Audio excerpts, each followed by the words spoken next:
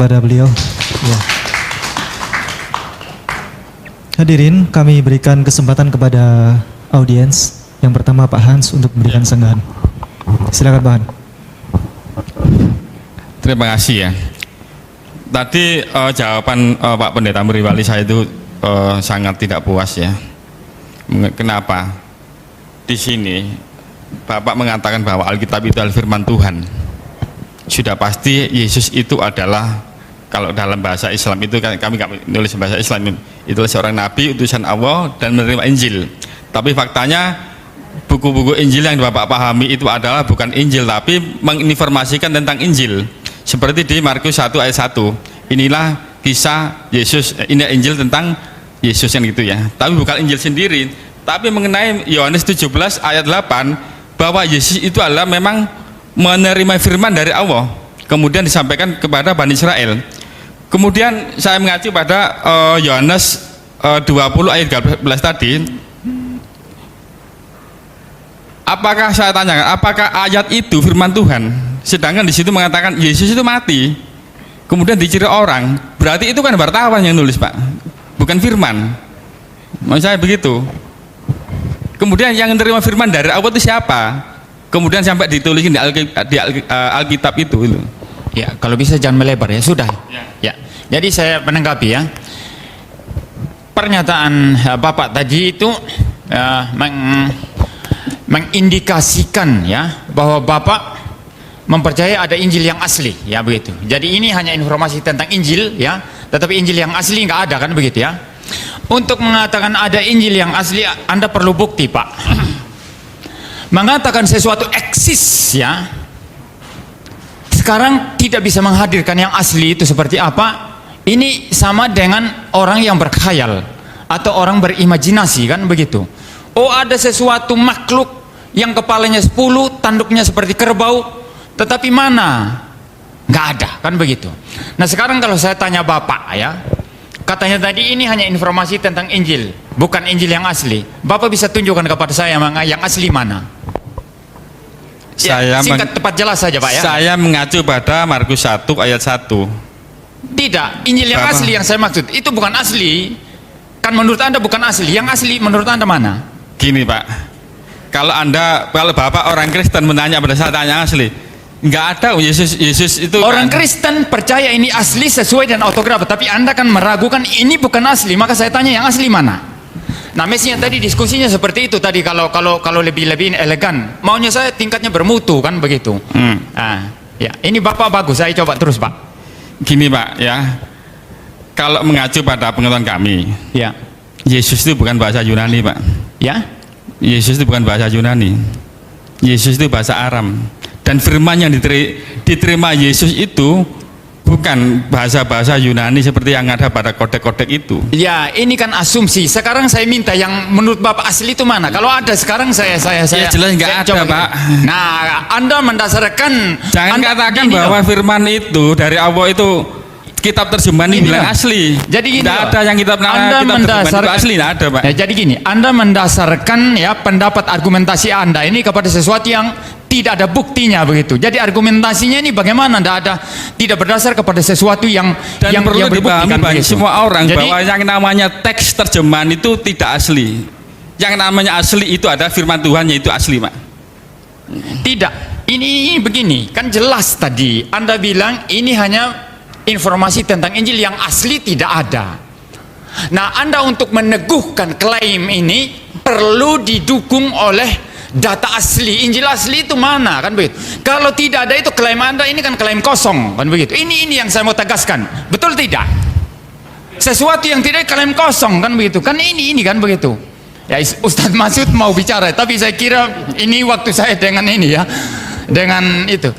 Gini ya, Pak, saya tanya. Ya. Apakah terjemahan itu asli Pak? Ya, apakah teks terjemahan itu asli? Nah ini pertanyaannya saya bongkar terus ya. Pertanyaannya salah ya. Yang namanya terjemahan kok bisa jadi asli kan? Terjemahan ya terjemahan. Maka berarti saya jelaskan. Kitab ya. Bapak itu tidak asli karena adanya teks terjemahan. Saya bilang tadi ya, Alkitab saya ini diterjemahkan sesuai dengan yang autograf. Yang autograf itu yang asli. Berarti ya. tidak asli Pak. Ya. Berarti tidak asli. Saya bilang yang asli autografnya dan ini terjemahannya. jelas ya. Yang ortografi itu juga ada manuskrip disimpan di museum-museum di dunia. Bahasa Sebentar apa, Pak? dulu, saya jelaskan dulu. Ada, tetapi manuskrip itu bukan asli. Orang Kristen akui itu bukan asli, manuskrip Terima kasih, Pak. salinan. Ini terjemahan. Nah, sekarang begini, untuk memberikan pembelaan atas klaim saya, mengapa kalau Anda juga dituduh kan, Anda juga nggak pegang asli kan, begitu ya?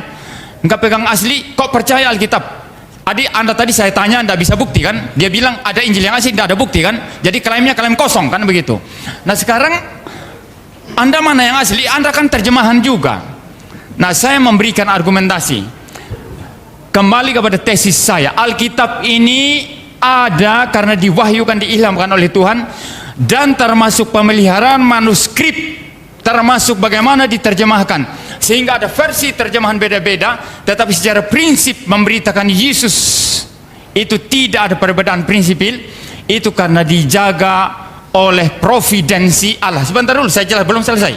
Providensi Allah ya.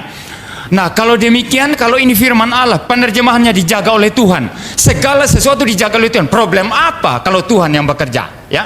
Nah sekarang gini, saya kasih ilustrasi sederhana. Semua di antara kita di sini ya Muslim juga percaya, saya kira ya, mirip ya dengan Kristen. Kita ini keturunan Adam kan, begitu ya, betul ya? Betul. Adam ada di mana?